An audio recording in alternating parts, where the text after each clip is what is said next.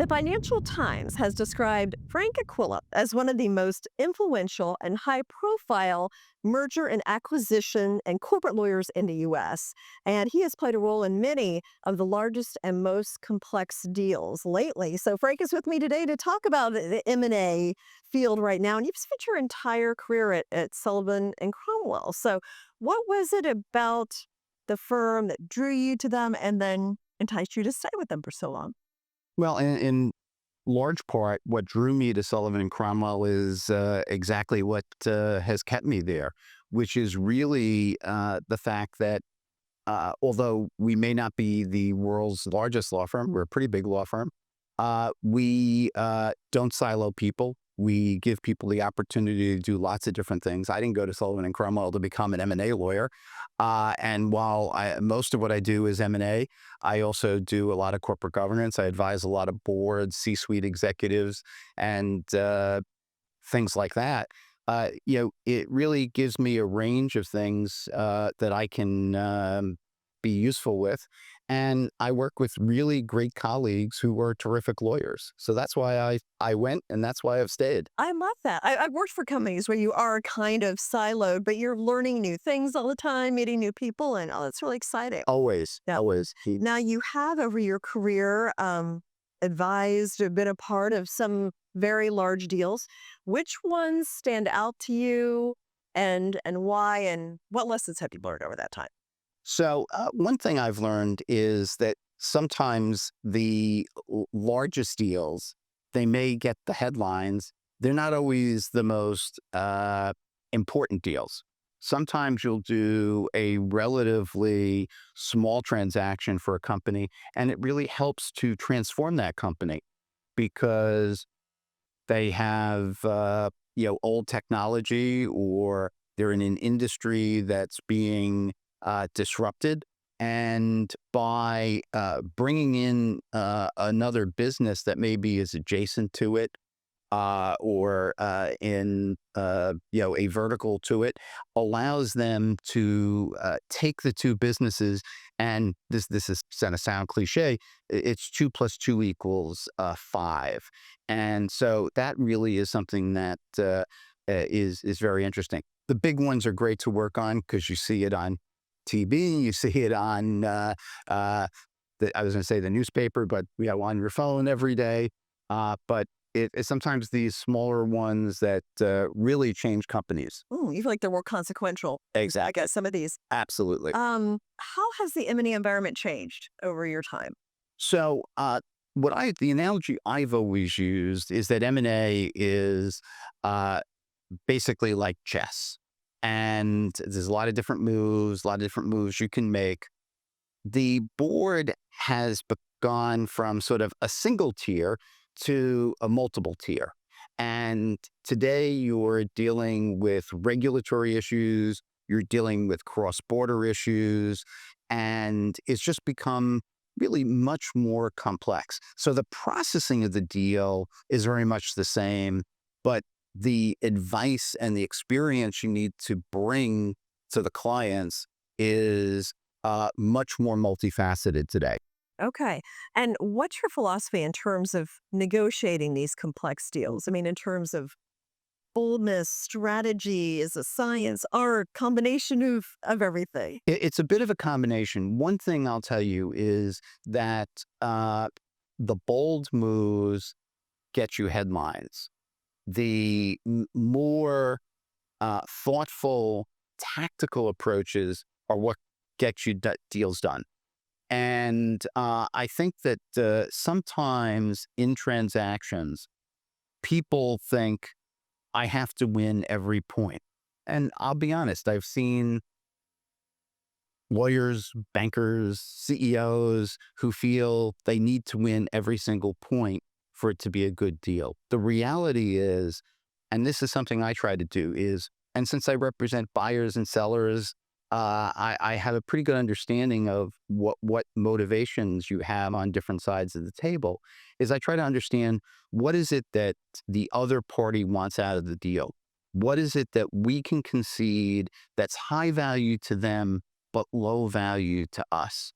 And if you can do that, you can really have a win-win, and it really doesn't need to cost you a lot, but you can get a lot of value while giving them what they need to get the deal done. When you start a negotiation, are you like, okay, we're just going to ask for everything we can and work lower from there? Or like, what's your starting point? Well, it's going to be different based upon the situation.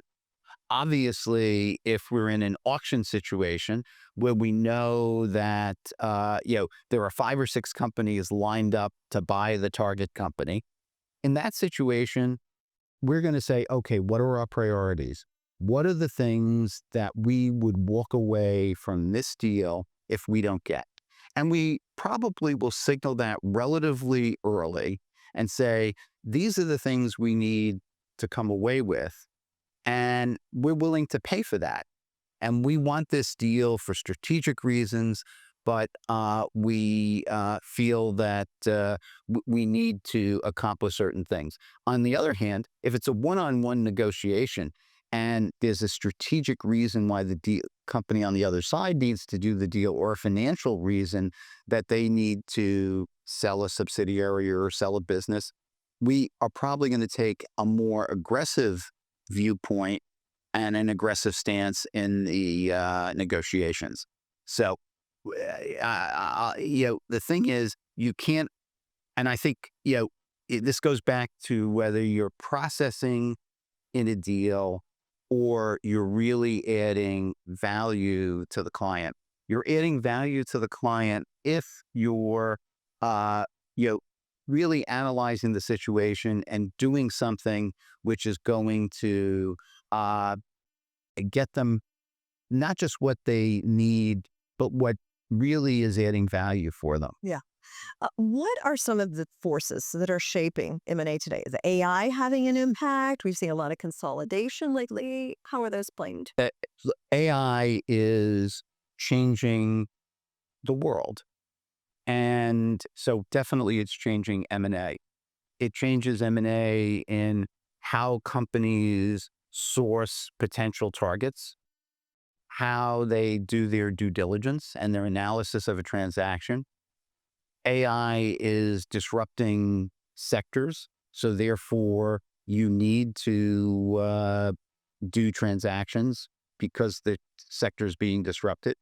And so you're seeing AI be a force, in many, many different ways.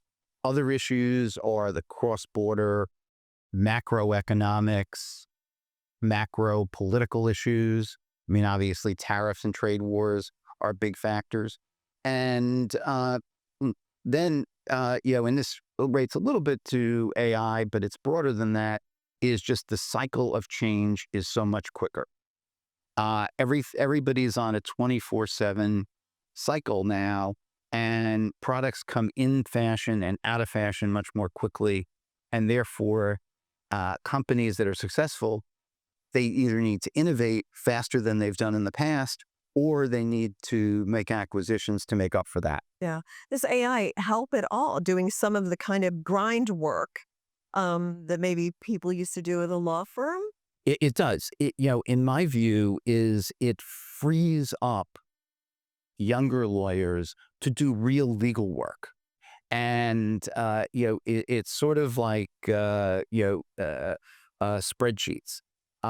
When spreadsheets were automated 30 years ago, everybody predicted that accountants were going to go out of business. There are more accountants today than ever.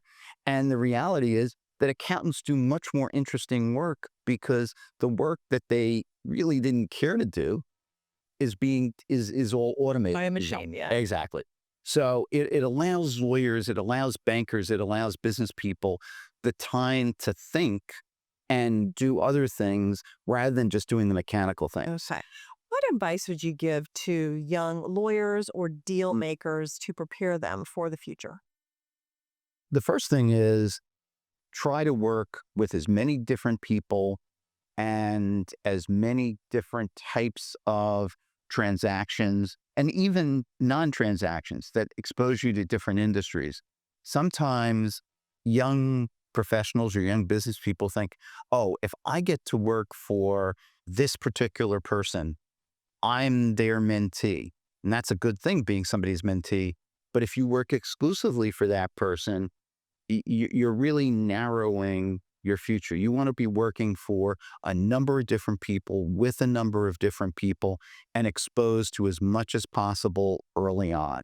That's really crucial in my view. Okay. And then finally, looking forward, how do you see the M&A industry evolving? What kinds of, advice would you give for people that are in this industry and early?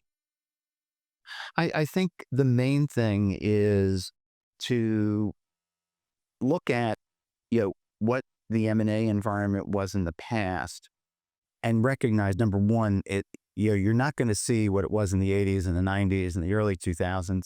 However, you want to see how it's evolved, because that gives you some sense of where it's going in the future.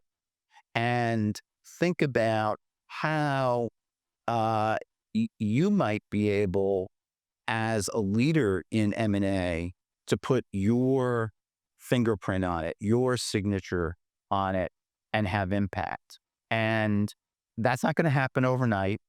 You have to have patience. You can be a great trader and be making hundreds of millions of dollars at 29 years of age. The reality is, in something like M&A, that's pretty unlikely.